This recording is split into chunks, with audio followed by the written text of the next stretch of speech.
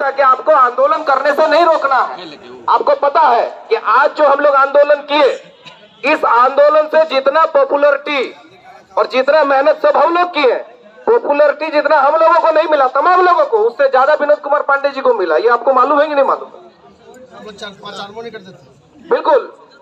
अभी जो पीएसएस वाले किए, हम लोग किए, ज्यादा पॉपुलरिटी उनको मिल रहा। ये बात आप समझ रहे हैं कि नहीं समझ रहे हैं? और सबके मन में चल रहा होगा कि भाई इन्होंने क्यों रोका आंदोलन। आंदोलन इसलिए रोका कि उससे पूर्व जो चीजें हमारी थी, हमारा जो ग्रीवांस था, वो ग्रीवांस कम से कम इनके बीच में हम लोग आराम से सकारात्मक, वो माहौल तो अलग था ना।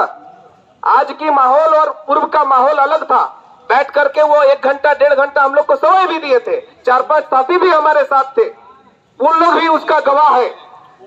तो बातें बड़ी अच्छी हुई और तमाम लोग यहाँ जो है, तमाम लोग देखे, उन्होंने स्पष्ट कहा कि भाई आपकी जो बातें हैं, आपकी बातों को मैं मजबूती के साथ सरकार के समक्ष में आपकी बातों को रखूंगा। हम लोगों ने स्पष्ट तौर पर कहा है कि झारखंड मुक्ति मोर्चा का कार्यकारी अध्यक्ष माननीय हेमंत सोरेन जी हैं।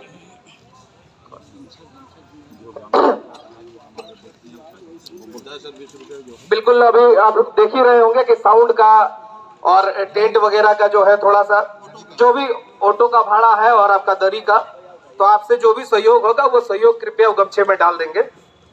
तमाम लोगों से वो आग्रह होगी। हमारे साथी स्पष्ट तौर पर कहें कि भाई झारखंड मुक्ति मोर्चा का केंद्रीय अध्यक्ष माननीय हेमंत सोरेन जी है। एक ही व्यक्ति है जो केंद्रीय अध्यक्ष भी है, कार्यकारी अध्यक्ष भी है और साथ ही साथ मुख्यमंत्री भी है। भले पार्टी का पहुंच मुख्यमंत्री तक नहीं है, सरकार तक नहीं है, लेकिन केंद्रीय अध्यक्ष तो आपका है ना, कार्यकारी अध्यक्ष तो इसी कार्यालय का है।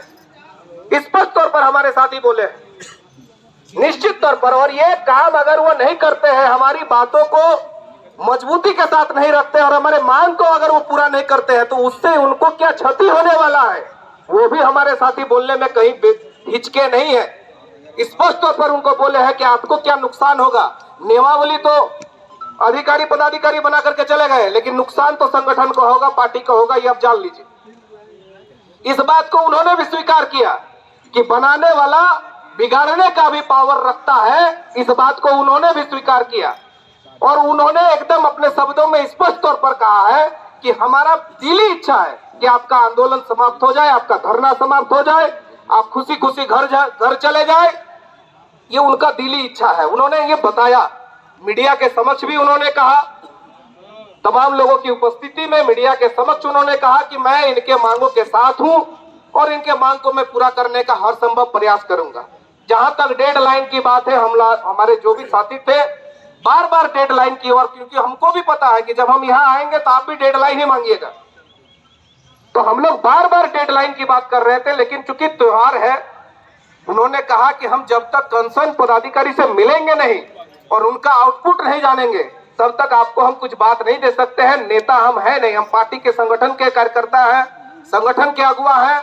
आपसे हम झूठ नहीं बोलेंगे कि अभी बोल देंगे कि नहीं चलिए 1 सप्ताह का समय। हम लोगों ने कहा कि आपको जो एस्टीमेट टाइम है उससे 1 सप्ताह ज्यादा ले लीजिए, लेकिन फिर भी जितना हम लोगों से हो सकता था, बन सकता था, बार बार साथी ने रिपीट किया उस बात को। क्योंकि हम लोगों को भी पढ़ लीजिए, हम लोगों ने जो विधायक मंत्रियों के समक्ष गए थे, उसका एक ही चीज था, आशय हमारा इतना था कि एक भ्रम बना हुआ था पूरे राज्य में और पूरे नेता मंत्री और संगठन में, एक भ्रम पार्टी के स्तर पर कि पारा शिक्षकों का 20 वर्षों का जो समस्या था, उस समस्या को निदान कर दिया गया है। अब इनके बीच कोई समस्या ही नहीं है।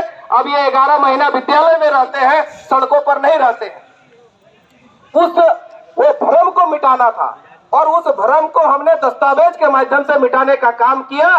साथ ही साथ ये भी हमारी मांगों के प्रति उनको समर्थन दिलाने का भी काम किया। हर एक व्यक्ति समर्थन किया है।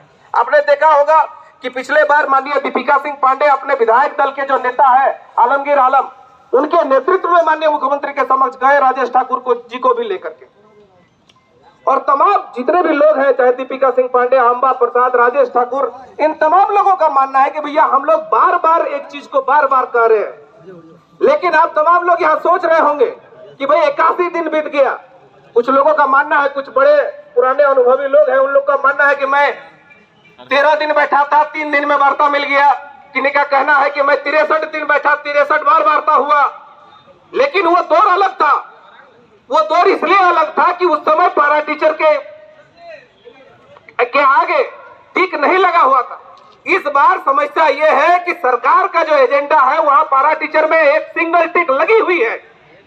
कुछ ना कुछ काम हुआ है, भले हमको मालूम है कि हमारे लिए वो कुछ भी नहीं है, लेकिन सिंगल टिक लगी हुई है। उसको डबल टिक लगाने के लिए 81 दिन क्या 181 दिन भी लग सकता है, तो लगेगा। और ये आप समझ रहे होंगे कि क्यों लग रहा है समय इसलिए लग रहा, इसीलिए हम लोगों ने जो भी टेक्निकल इशू था, और यहां तक हम लोगों ने आगे बढ़ करके भी क्या कहा कि भाई आप जब मिलिएगा पदाधिकारी से, पदाधिकारी ये कहेगा, क्योंकि पदाधिकारी से हम लोग मिल चुके हैं। पदाधिकारी कहता है कि 13,000 सीट है, 13,000 पारा टीचर है, पास करेगा नौकरी ले लेगा। ये भी हम लोगों ने आगे बढ़ करके कहा है कि भैया ये बात आपको भी बताएगा, लेकिन आप उसको ये तर्क दीजिएगा। इसीलिए हम लोगों ने जहां तक हो सकता है, हमसे जितनी बन पड़ सकती है, हम लोगों ने प्रयास किया है।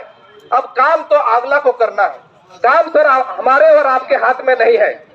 विश्वास तो आपको करना होगा, लेकिन इतना जान लीजिए कि झारखंड मुक्ति मोर्चा की जो पार्टी है, ये श्री विनोद कुमार पांडे और सुप्रिया भट्टाचार्य के इर्द गिर्द घूमती है, जो भी झारखंड मुक्ति मोर्चा से रिलेटेड है, जो उनको जानते हैं, उनको सामने से जो पहचानते हैं या देखे हैं, वो समझ रहे होंगे कि ये जो व्यक्ति है, इस व्यक्ति में कहीं कोई कमी नहीं है। ये व्यक्ति की